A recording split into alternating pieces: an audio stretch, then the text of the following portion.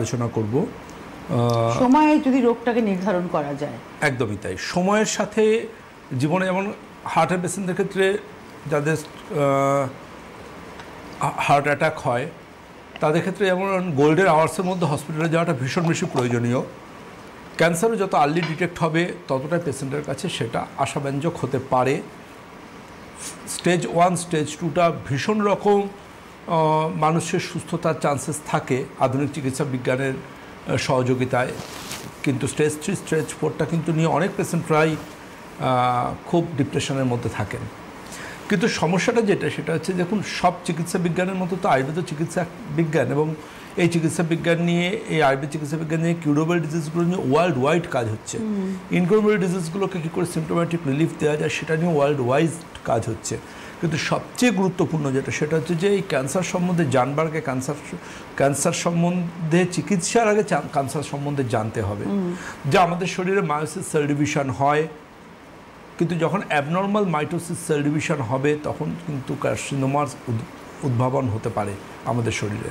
এবং সবচেয়ে যেটা গুরুত্বপূর্ণ আমরা যেটা পাই সেটা হচ্ছে এটা ক্যান্সারটা সলিড মাস হিসেবে আসতে পারে, আবার সলিড মাস হিসেবে আসতে পারে সার্কোমা হিসেবে, আবার বেশিরভাগ ক্ষেত্রে কিন্তু আবার দেখা যায় যে এটা ব্লাড ক্যান্সার হিসেবে আসতে পারে, এবং লিউকোমিয়া, লিম্ফোমা, মাল্টিপল মায়োলোমা এই হিসেবে আসতে পারে, যেটা ব্লাড ক্যান্সারের বিভিন্ন স্টেজ। আবার কিছু ক্ষেত্রে মিক্সড হিসেবে আসতে পারে, যেমন আমরা বলি কার্সিনোমা সার্কোমা, বা আমরা বলতে পারি অ্যাডিনোস্কোয়ামাস কার্সিনোমা, এই ধরনের সমস্যাগুলো। তো এই ধরনের সমস্যাগুলোকে কিন্তু খুব প্রপারলি ডায়াগনোসিস করা প্রয়োজন, যে এটা কী ধরনের ক্যান্সার, কোথায় হয়েছে, কী সিমটম ইত্যাদি। দেখুন, পাইলস হলেও রেকটাম বা দিয়ে ব্লাড আসে, পাইলস হলেও ব্লাড আসে, আবার কোলন ক্যান্সারেও ব্লাড আসে। বুঝতে হবে কারণটা কী। কারোর ক্ষেত্রে দেখা যায় মাঝে মধ্যে একটু ব্ল্যাক স্টুল হচ্ছে, আবার কারোর ক্ষেত্রে রেগুলারলি ব্ল্যাক স্টুল হচ্ছে। সেটা দেখতে হবে যে আলসার আছে নাকি তার অন্ত্রে কোনো জায়গায় ক্যান্সারের সৃষ্টি হয়েছে। মানে অনেক সময় আপনি বলছেন সিমটমস যদি একও হয়ে থাকে সেক্ষেত্রেও কিন্তু রোগের মানে আলাদা হতেই পারে।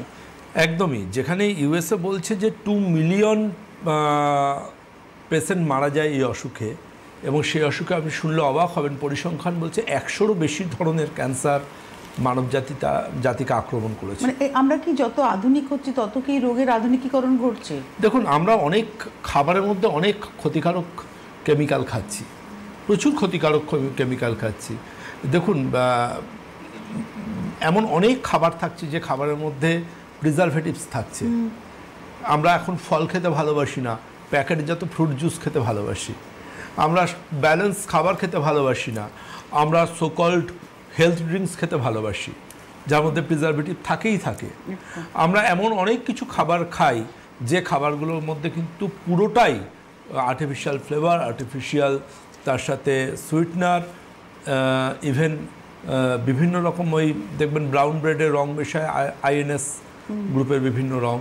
তো এই ধরনের প্রচুর হার্মফুল কেমিক্যাল থাকে, এবং তার সাথেও থাকে জীবনযাত্রা, লাইফস্টাইল, এবং সবচেয়ে গুরুত্বপূর্ণ যেটা সেটা হচ্ছে তামাকের ব্যবহার। কেউ আছেন